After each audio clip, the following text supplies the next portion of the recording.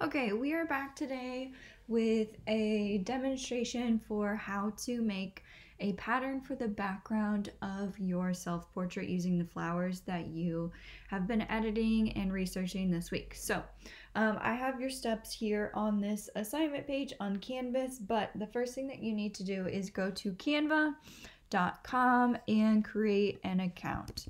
So some of you may have used Canva before to make a poster or maybe some sort of infographic. It's a really great website that you can use for a lot of different things, and we're going to explore it a little bit today. So what you need to do is sign up for a free account however you want. I don't care if you use your Google account or if you sign in with Facebook or you do something else. You just need to be able to log in and remember your login info.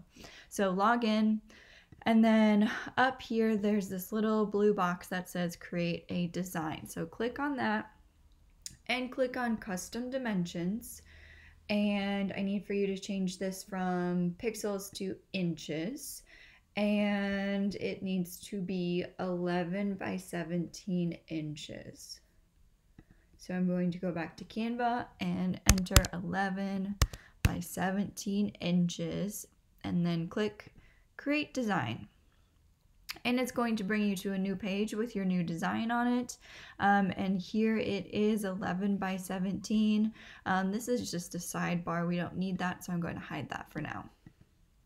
Okay, so we have our blank design on there. Next, we need to put our flowers onto it. So over here on the sidebar are different options for how you can edit and add different things to your design, and we need to upload our flowers. So go ahead and click this Uploads tab over here. And this is kind of the bank of all of the other things that I've uploaded to Canva. But I need to upload an image or video. So I'm going to click this button here, and it's going to let me browse my computer. So you need to find where you saved your last version of your flowers. And for me, I went back through and saved those as 3 Magnolia. So this should be the one that is posterized, has a color filter on it, and then has a transparent background. This one does not have a transparent background. That will not work. So make sure you select the one with the transparent background. Open, and it's going to upload, and then it'll be here in Canva forever until you delete it. So I'm going to go ahead and grab my Sunflower 2 while we're here.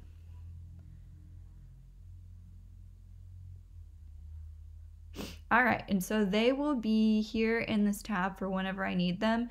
And to insert them, you just click them, and you can make as many as you wanted. I don't need that many. That was just to kind of show you that you can click. So I'm going to click undo. Okay, so I'm going to start with just this guy here, and then I'm going to close that sidebar so I have lots of room for editing here. Make this a little bit bigger too. Okay. So I need to first kind of resize this flower. So the different resize options that you have here, and this might be a review for some of you, but if you click and drag this top bar down, it's going to kind of crop it, and I don't want that, so I'm not going to do that. And if I do it to the side, it's also going to crop. But if I click and drag from the corner, it's going to resize it. It's going to make it smaller and bigger. So I'm going to, I don't know, probably keep it like that. And then let me see, I'm going to add my sunflower and collapse that. So what you guys need to do is you need to arrange your flowers into what we're going to call a motif.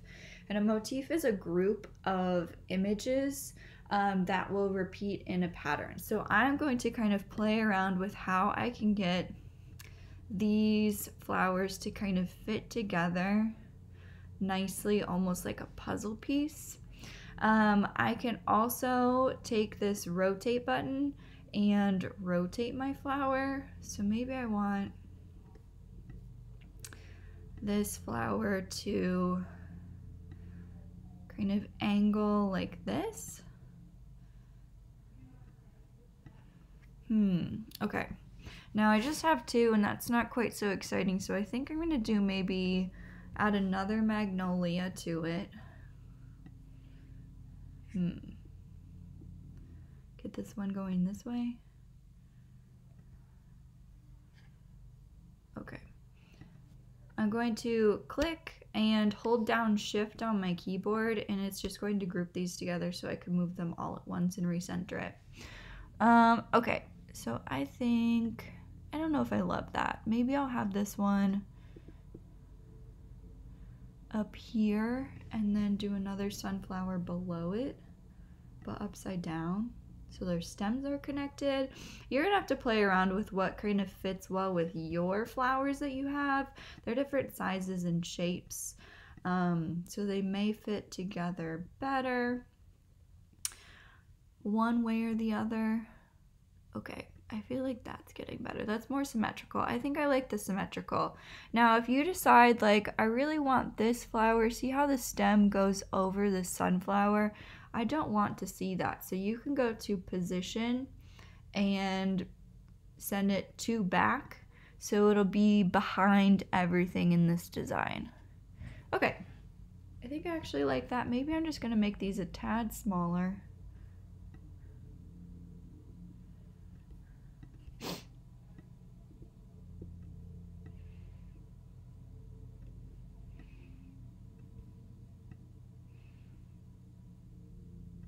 Okay, so I am happy with that motif that I have, so that arrangement of my flowers.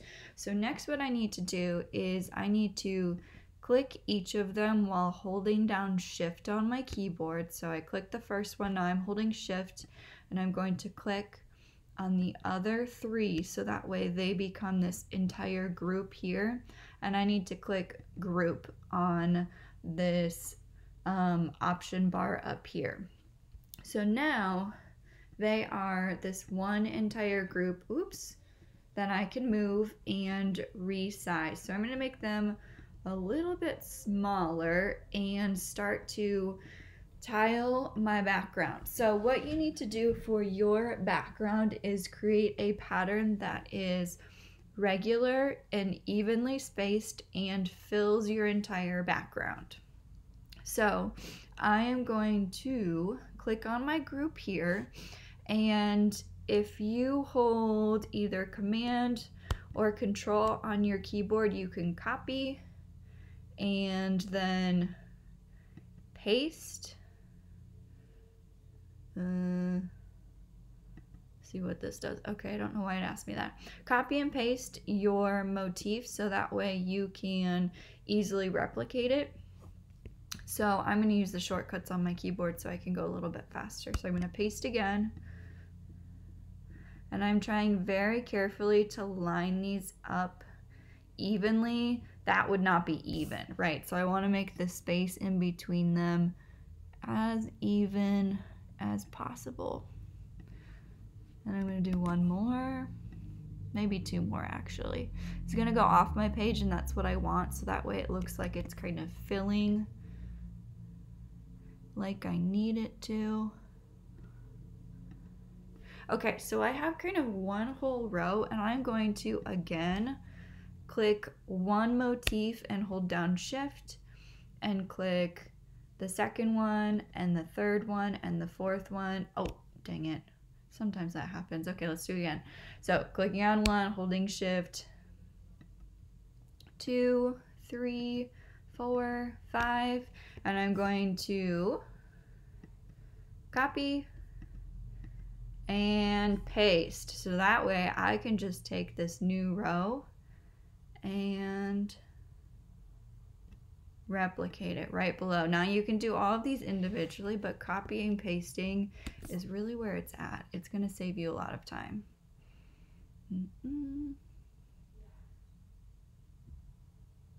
Making sure that it's evenly spaced. Now you can also play with sizing of your pattern. Where should this go? It should go like that. Yeah, that's right. Because it's 2 flowers, 2 magnolias, 2 sunflowers. Okay, I got it. Anyway, what was I saying?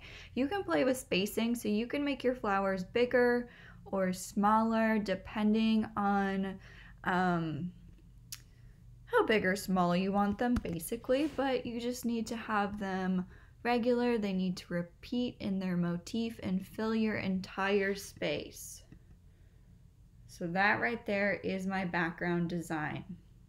Now, if I wanted to try a different option for my background pattern, I could click down here, add new page, and paste again. And maybe I want to try these flowers slightly bigger. So maybe they're 3 across instead of 5-ish. So I'm just going to copy and paste. Oops. I don't want all 4 of those. Click this one. Oh, this is being difficult. Okay, copy, paste. So I'm just trying a different option. You don't have to do this, but you can if you want to kind of experiment with different compositions, right? That's no different from what we do normally in class. We make different thumbnails of options for ourselves so we can pick the best composition. So I'm just trying mine a little bit bigger here. All right, that looks pretty good. I have one gap over here, so I'm just gonna take one of these motifs, copy and paste it. Slide that guy right there. And then I can look at that one, and then that one up there. I think I like the smaller one better, so I'm gonna keep that one. If I don't want this one, I can just press the trash can button. Okay, so you have your pattern finalized and you like it. I think that looks a little bit close. Next, what you need to do is download it. So over here is this download button. So you're gonna click on that. Make sure that it is a PNG. That is the only file that you are allowed to upload to your Canvas assignment. So double check that it is a PNG and click download. And it's gonna give you some nice like inspirational quote to read while you wait.